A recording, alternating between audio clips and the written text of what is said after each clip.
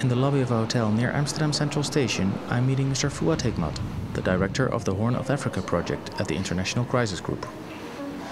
We're talking about southern Kordofan, a region in Sudan, and about the possible future conflicts that are threatening the country. In your report, you state that there might be an emerging conflict in southern Kordofan as well. What are the key reasons for this emerging conflict? There are a couple of reasons.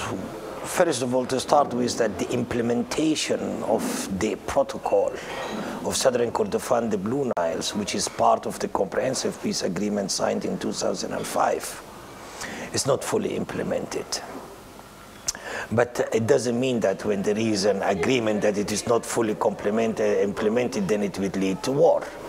But why then the situation is critical in Southern Kordofan? Because one of the main provisions, or two of the main provisions within the protocol, one is establishing an integrated government, that it is accommodating the administration under the areas which is controlled by the Sudan People's Liberation Army of the Nuba sector, and the area which is controlled by the government. You need to integrate these so that then you have one administration, one government, that then it should devise the policies for progress, for improving the livelihoods and so on. These have not been done because of lack of trust between the two parties, the SPLM and the NCP, because of negligence, and simply they are not paying attention. That is one. Two, the people there, after the peace agreement, what they are expecting initially is a trickling down of peace dividends. Peace dividends to start to come to trickle in terms of development, in terms of improving their livelihoods in the social sector, the health, the education, the water, and so on, which is lacking behind because of war. Any other parties that can contribute to this problem? I hope that they don't contribute to this problem, but if you mean that to contribute for solving the problem, according to the comprehensive peace agreement, that for the parties from the north of Sudan, they have 12%. And for the parties of the south, they have got 6%. That makes 18%. And for the rest, which is the 72%, the 82% is divided between the NCP and the SPLM. So in terms of percentages at the legislative and the executive bodies of the government, the other parties, they are not effective. They are very, very, very small. And you could see that now in the Sudan People's Forum, which has just been initiated recently after the ICC request for sorting an arrest warrant against the Bashir, against the president.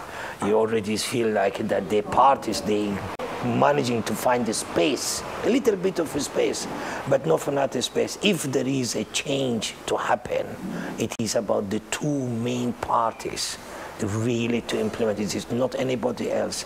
External players like the IGAD, like the international community, they can only provide a sort of incentive and probably a little bit of pressure if they can. Report also as a kind of a wake-up call for the whole of Sudan. Do you still see a future for Sudan? A peaceful future in your future? It's a very big question mark, to be honest. It's a very big question mark. There are several factors. One major factor is finding a solution to Darfur and to bring Darfur into the implementation of the CPA, and particularly the elections.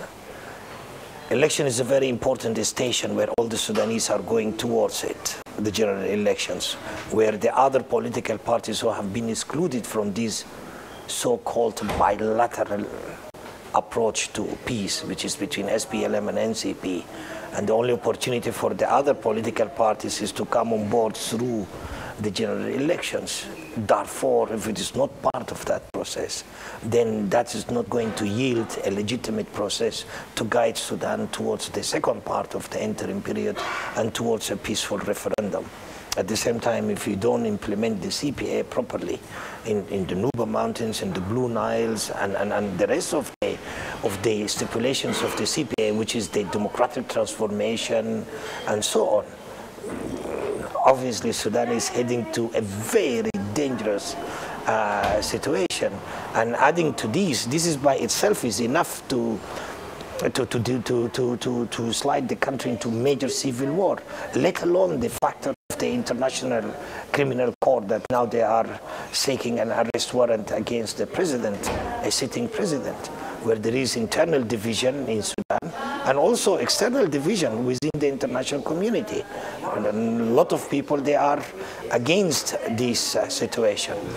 And some people are saying, look, we are not part of it, but we are not going to support somebody to table something on the Security Council resolution for deferral of the ICC using Article 16. We might veto. Why do you want to veto it? Because we don't see proper change in Sudan. So how that change could come?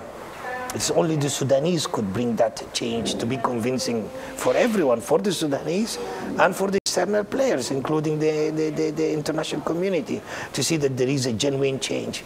At the moment, the ingredients are there for that genuine change. You could see started to come in some of these ingredients. The Sudan People's Initiative, speeding up the implementation of the protocol in southern Kordofan, President declaring ceasefire. So there are some ingredients that started to come out, but they all need to come within a comprehensive framework for solution. At the moment, they are all balloons are being thrown in the air. They might explode and then suddenly there is no balloon in the air. You need all this to make them together so that they can lift Sudan from the state where it is now to a peaceful situation. So we think that we need to add more balloons and not to see these balloons actually bursting, and then you can't lift anything.